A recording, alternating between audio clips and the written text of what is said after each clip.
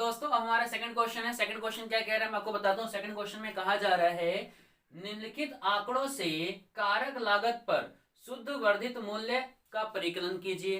अब शुद्ध वर्धित मूल्य बोल रहे हैं तो कंफ्यूजन वाली बात नहीं है। वर्धित मूल्य का मतलब क्या होता है? मूल्य वृद्धि होती है, यानी कि प्रोजेक्ट मेथड ही होता है। ठीक है, तो इसको मूल्य वृद्धि भी कहते हैं, वर्धित मूल्य भी कहते हैं। क्लियर है? कोई दिक्कत तो नहीं है ना?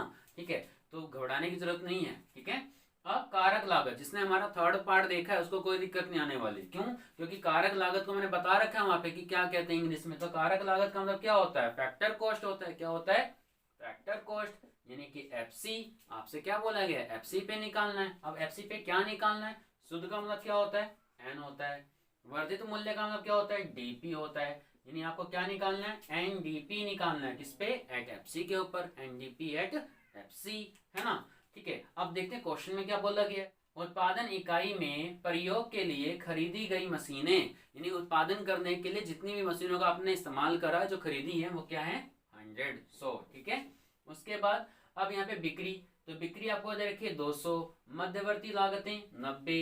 अप्रत्यक्ष कर 12। इस बार आपको अप्रत्यक्ष कर दिया हुआ है, पिछले क्वेश्चन में नहीं दिया हुआ था। स्टॉक में परिवर्तन 10। ठीक है, उत्पादन शुल्क 6। कच्चे माल का स्टॉक, कच्चे माल का स्टॉक 5। ठीक है, तो ये चीजें आपको दे रखी हैं। अब यहाँ पे कुछ चीजें अनवांटेड है, जो आपको जरूरत नहीं, जो आपकी जरूरत नहीं है, फिर भी आपको दी गई। क्यों? ताकि आप कंफ्यूज हो जाओ कि ये दिया क्यों गया है। तो रियलिटी में उसका इस्तेमाल भी नहीं करना।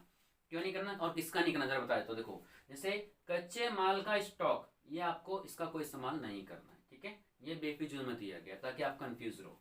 उसके बाद उत्पादन शुल्क, इसका इस्तेमाल आपको नहीं करना।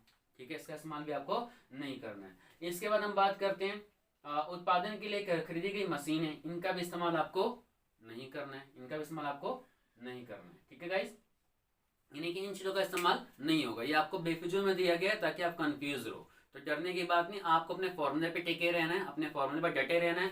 जो फॉर्मूला कह रहा है उसी के अकॉर्डिंग वस्तुओं को निकालना है यहाँ से और वहां जाके डाल देना है। ठीक है गाइस, आपका आंसर आ जाएगा। स्टार्ट करें, देखें तो देखो क्या बोल रहा है। कह रहा है कि जीडीपी एट एमपी निकालेंगे। अच्छा, यहाँ पे क्वेश्चन ने बोला तो है नहीं कि आपको उत्पादित से करना है, नहीं बोला है तो आपको खुद ये सेंस लगाना है। अंडरस्टूड है, यहाँ पे खुद ये सेंस लगाना है कि चीजें किसकी दे रखी हैं। यहाँ पे तो आपको चीजें दे रखी है ना गाइस, वो आपको उत्पाद विधि की दे रखी हैं। ठीक है, क्योंकि इनमें जो चीजें जितनी भी हैं सारी की सारी उत्पाद विधि में लगती हैं, बाकी और किसी चीजों में नहीं लगती हैं। ठीक है, तो आपको ये टोटल चीजें दे रखी हैं उत्पाद विधि की दे रखी है, तो आपको इन चीजों को देख कर समझना है कि कौन सी विधि का हमें इस्तेमाल करना है। तो हमें यहाँ पे कौन सी विधि का इस्तेमाल करना है? उत्पाद विधि का। Very good guys. अब उत्पाद विधि, उत्पाद विधि में आप क्या देखते हो? उत्पाद विधि में सबसे पहले आपको निकालना पड़ता है GDP at MP. But question में सर तो हमसे कह रहा है कि आपको क्या निकालना है? एनडीपी निकालना है। क्वेश्चन ने तो आपसे बोला कि एनडीपी एट एफसी निकालो और आप कह रहे हो कि जीडीपी निकालो। तो हाँ, क्वेश्चन तो यही कह रहा है कि एनडीपी एट एफसी निकालना है, बट आप पहले निकालोगे जीडीपी एट एमपी। क्यों? क्योंकि उत्पाद विधि से पहले यही निकलता है, उसके बाद हम सोचेंगे इसके बारे में। अभी इसके बारे में आपको नहीं सोचना है। ओके गाइस, सबसे पहले आप निकालो जीडीपी एट एमपी। जैसा मैं बता रहा हूँ उसके अकॉर्डिंग आप करते रहोगे, आपको बहुत इजी लगेगा, बिल्कुल दिक्कत नहीं आएगी। ठीक है, तो चलो स्टार्ट करते हैं। जीडीपी एट एमपी निकालना है, तो जीडीपी एट एमपी निकालने के लिए क्या होता है? उत्पादन का मूल्य माइनस मध्यवर्ती उपभोग। तो जरा देखो क्वेश्चन में क्या आपको उत्पादन का मूल्य कहीं दिया हुआ है? नहीं दिया। उत्पादन का मूल्य आपको नहीं दे रखा है, कोई बात नहीं। उत्पादन का मूल्य नहीं दे रखा तो हम कैसे निकालते हैं? उत्पादन का मूल्य इक्वल टू बिक्री प्लस स्टॉक में परिवर्तन, ऐसे तो निकालते हैं ना। तो जरा देखते हैं कि बिक्री और स्टॉक में परिवर्तन क्या दिया हुआ हमारे क्वेश्चन में, तो देखते हैं। तो हाँ देखो, बिक्री आपको ये दे रखा है, बिक्री आपका ये रहा है ना। अब स्टॉक में परिवर्तन, तो स्टॉक में परिवर्तन क्या दे रखा है? देखो ये रहा, बहुत बढ़िया। स्टॉक में परिवर्तन भी आपको दे रखा है, दोनों चीजें दे रखी है, जाके हम पुट करते हैं, हमारा आंसर आ जाएगा।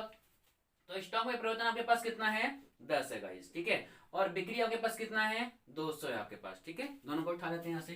तो बिक्री को हमने यहाँ डाल दिया 200। स्टॉक में परिवर्तन हमारे पास कितना था? 10 था, है ना। स्टॉक में परिवर्तन हमारे पास 10 था, हमने यहाँ 10 डाल दिया। दोनों को ऐड कर देते तो हमारे पास कितना आ जाएगा? 210। ये हमारे पास 210 क्या आ गया? 210 हमारे पास आ गया उत्पादन का मूल्य। इस बार हमें स्टॉक में परिवर्तन नहीं निकालना, क्योंकि हमें पहले से निकाल के दिया हुआ है। जब आपको पहले से निकाल के दे रखा होगा तो आपको इस फॉर्मूले का इस्तेमाल नहीं करना है। ओके गाइस, ठीक है। अब यहाँ पे आपके पास 210 क्या आ गया? उत्पादन का मूल्य आ गया। इसको उठा के हम यहाँ डाल देते हैं 210। ठीक है, अब मध्यवर्ती उपभोग, क्या आपको मध्यवर्ती उपभोग दिया हुआ है? चेक करें। हाँ दिया है, ये रहा। मध्यवर्ती लागतें, मध्यवर्ती लागतें हो या उपभोग हो, दोनों एक ही होता है। तो मध्यवर्ती लागतें आपको कितनी दे रखी है? 90 दे रखी हैं। तो यहाँ पे आप ले आओ इसको माइनस का 90। अब आप 210 में से अगर 90 को घटाओगे तो कितना बचेगा? अगर आप 210 में से 90 को घटा रहे हो कितना बचेगा बताओ? 120, है ना। तो 120 करोड़ आपके पास क्या आ गया? जीडीपी एट एमपी आ गया, क्योंकि आपको जो मदद दे रखी थी वो करोड़ में दे रखी थी। तो जीडीपी एट एमपी कितना आ गया? 120 करोड़, है ना। 120 आ गया। अब क्या करना है? अब हम चलते हैं क्वेश्चन पे। क्वेश्चन ने हमसे कहा था, क्वेश्चन ने हमको बोला कि आपको निकालना है एनडीपी एट एफसी निकालना है। क्या निकालना है? NDP at FC. अब हम सोचेंगे एनडीपी एट एफसी के बारे में। कैसे? देखो, आपको क्या निकालना है? एनडीपी एट एफसी, ये आपको निकालना है। और आपको पता क्या? आपको पता है जीडीपी एट एमपी, आपको ये पता है, ठीक है। तो कन्वर्ट करते हैं। मैंने आपको थर्ड पार्ट में बता रखा है कि कैसे कन्वर्ट करते हैं, वहां जाके देखो। देखो कैसे होगा। जी को हम किस में कन्वर्ट करेंगे? एन में। तो जी को एन में कन्वर्ट करने के लिए क्या करते हैं? माइनस, बहुत बढ़िया, डैप, वेरी गुड, ठीक है। हम क्या करते हैं? डैप यानी कि मूलधरास क्या कर देते हैं? माइनस कर देते हैं। बहुत बढ़िया से सीख रहे हो आप, मुझे लग रहा है, ठीक है। जी को एन में कन्वर्ट करने के लिए क्या करेंगे? माइनस डैप। उसके बाद डी तो डी में कन्वर्ट है, पी पी में कन्वर्ट है, एमपी को एफसी में कन्वर्ट करना है। अभी इससे पहले भी तुमने यही करा था ना। एमपी को हमें क्या करना है? एफसी में। तो एमपी को एफसी में कन्वर्ट करने के लिए क्या करते हैं? नेट, वेरी गुड, ठीक है। तो एमपी को एफसी में कन्वर्ट करने क्या करेंगे? माइनस नेट कर देंगे, है ना। माइनस नेट यानी कि शुद्ध अप्रत्यक्ष कर।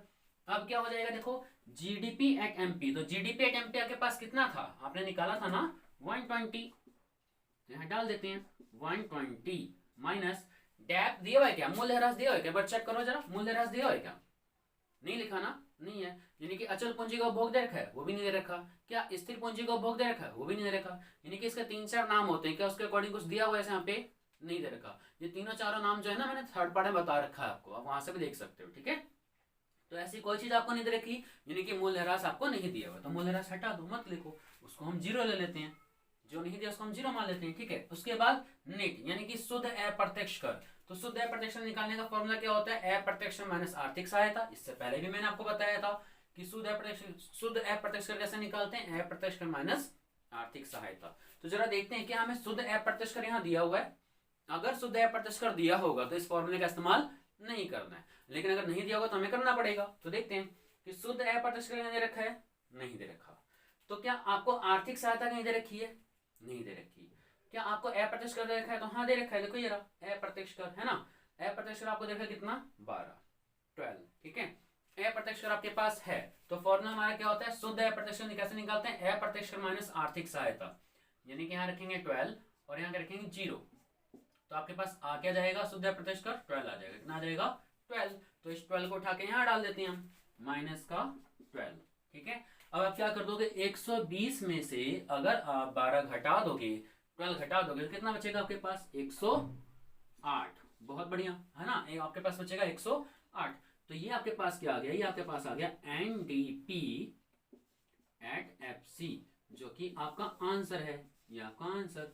तो मे बी की गाइज आपको कोई डाउट नहीं होगा, कोई दिक्कत नहीं होगी। अगर उसके बाद कोई दिक्कत रह जाती है तो प्लीज मुझे कमेंट करिए। तो गाइज मैंने आपको इस विधि के 2 क्वेश्चन आपको दिखा दिए। अगर इसके बाद अगर आपको और भी कोई क्वेश्चन जानना है इस मेथड से, अगर आपको और भी कोई क्वेश्चन करने तो प्लीज मुझे कमेंट करिए, मुझे क्वेश्चन नंबर बताइए या मुझे क्वेश्चन भेजिए ताकि मैं आपके सारे क्वेश्चन सॉल्व कर सकूं, ठीक है। इसके बाद हम करेंगे अपना आय विधि। नेक्स्ट वीडियो में हम